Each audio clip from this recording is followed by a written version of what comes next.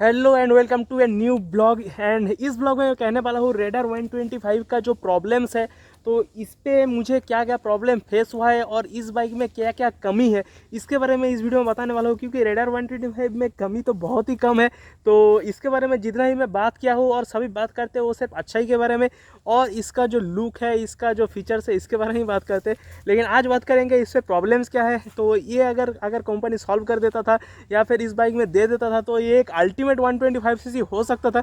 तो इसके बारे में बताऊंगा और प्रॉब्लम्स के बारे में बताने से पहले ये बताना चाहता हूँ, इस पर जितना भी प्रॉब्लम है मैं जिसके बारे में बताऊंगा ये सिर्फ पर्सन टू पर्सन वेरी करेगा। मतलब ये बाइक का कोई प्रॉब्लम नहीं है, बस इसका थोड़ा कमी है। मैं प्रॉब्लम नहीं कहूँगा, इसका थोड़ा कमी है। तो ये अगर हो जाता तो ये तो अल्टीमेट 125cc हो जाता। तो इसके बारे में बताऊँगा। ये सारा कुछ प्रॉब्लम एडजस्टेबल है, तो ये कमियाँ एडजस्टेबल है यहाँ पे। मतलब ये आप अगर मान सकते हो इसको, तो ये एडजस्टेबल है। क्योंकि ये जितने प्राइस रेंज में आता है वो सब ठीक है, लेकिन थोड़ा सा और अच्छा हो जाता तो मतलब है ना, इंडियंस का यही है, थोड़ा सा और अच्छा हो जाता तो मतलब सही हो जाता। तो अल्टीमेट 125cc कैसे बन सकता था वो मैं बता रहा हूँ इस ब्लॉग में, तो सॉरी इस ब्लॉग में।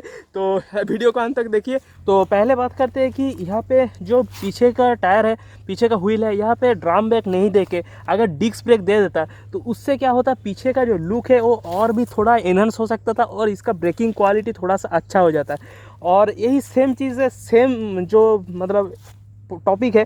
तो यहाँ पे फ्रंट ब्रेक में भी यहाँ पे जो ब्रेकिंग सेफ्टी सिस्टम दिया गया है वो है CBS, तो कॉम्बाइंड ब्रेकिंग सिस्टम। वो नहीं देके अगर फ्रंट वाले ब्रेक में यहाँ पे अगर ABS दे देता तो ये एक अल्टीमेट 125cc बन सकता था।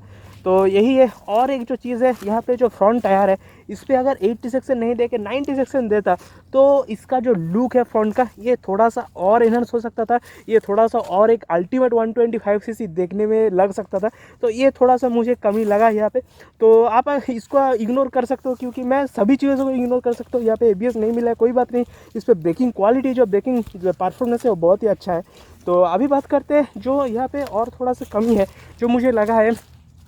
तो यहाँ पे जो फिट एंड फाइन चीज़ है, मतलब यहाँ पे फिटिंग्स का थोड़ा सा प्रॉब्लम है। तो यहाँ पे आप देख सकते हो थोड़ा सा यहाँ पे पैनल गैप्स देख सकते हो। तो ये बिल्ड क्वालिटी का थोड़ा सा मतलब इशू है। मतलब ऐसा नहीं कि बिल्ड क्वालिटी नहीं है, तो ये जो चीज़ है ये अंदर का चीज़ है। यहाँ पे आप देख सकते हो ये बहुत ही अंदर का चीज़ है, तो ये लोगों को नहीं दिखेगा। लेकिन अगर आप मतलब दूर से देखोगे तो यहाँ पे कोई भी प्रॉब्लम नहीं है फिटिंग्स में या फिर पैनल गैप्स में कोई भी प्रॉब्लम नहीं है। तो पैनल गैप्स का जो है ये बाइक का कोई प्रॉब्लम नहीं है। तो बिल्ड क्वालिटी के बारे में एक वीडियो में अलग से बनाऊंगा, तो वहाँ पे आप देख सकते हो बाइक का बिल्ड क्वालिटी कैसा है। तो अभी बात करते हैं कि इस पर और भी एक बाकी जो दो प्रॉब्लम है वो है इसके डिस्प्ले में। तो अभी डिस्प्ले का बात करें तो पहले बात करते हैं गियर पोजीशन इंडिकेटर को लेके। तो गियर पोजीशन इंडिकेटर में अभी किसी को नोटिस हो सकता है कि ये बाइक कभी कभी जब आप बाइक चला रहे हो, आप अगर 4th गियर में दे रहे हो या फिर 3rd गियर में दे रहे हो तो ये 0 हो सकता है। ठीक है, मतलब 3rd या 4th नहीं दिखा के 0 हो रहा है, तो ये एक प्रॉब्लम है। लेकिन वो जो प्रॉब्लम है वो ऐसे टाइम पे होता है कि मतलब आप अगर गियर चेंज कर रहे हो और आप इसको एक्सीलरेट नहीं किया हो, क्लोज करके रखा हो, तब ये करता है। लेकिन अगर एक्सीलरेट कर रहे हो तब ये ठीक हो जाता है कभी कभी, और कभी कभी तो 0 होके ही रह जाता है। तो गियर फिर से डाउन करना पड़ता है या फिर अप करना पड़ता है, फिर जाके ठीक हो जाता है, फिर से अभी वो दिखाई देता है। तो ये एक प्रॉब्लम है अभी। और एक जो प्रॉब्लम है वो है इसका जो रेंज है। अभी देखिए मुझे जितना लग रहा था, मैं रिव्यू वीडियो में बताया था कि मुझे जितना लग रहा था इसका जो रेंज है ये मतलब ऐसे टाइम पे दिखाता है कि मतलब मेरा जो पहले मैं जब बताया था वहाँ पे मेरा टैंक जो था वो फुल था।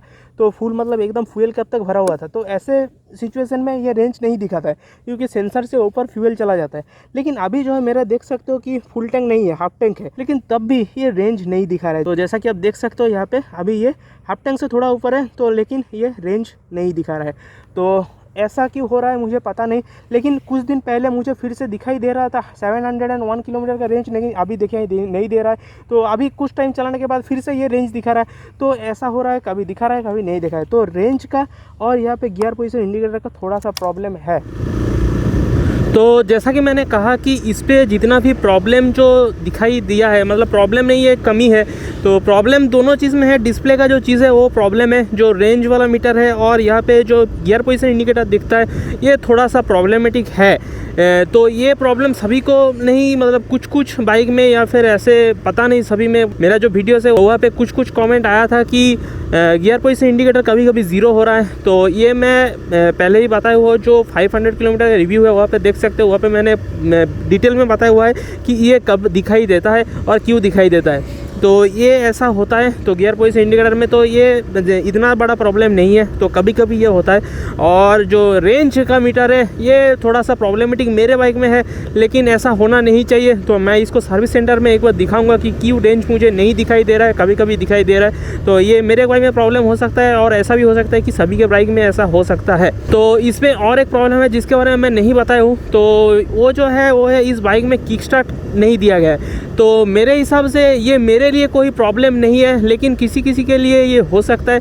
तो किक स्टार्ट यहाँ पे नहीं दिया गया है क्योंकि ये थोड़ा सा कॉस्ट कटिंग करने के लिए है, और इसका जो लुक है उसको थोड़ा सा मेंटेन करने के लिए इस पर किक स्टार्ट नहीं दिया गया है। तो अगर आपको किक स्टार्ट चाहिए, ऐसा बाइक लेना है, तो आप और जो दूसरे बाइक्स अवेलेबल है मार्केट पे उसके तरफ जाइए, तो इस पर किक स्टार्ट नहीं मिलता है। तो ये एक प्रॉब्लम हो सकता है कुछ कुछ लोगों के लिए।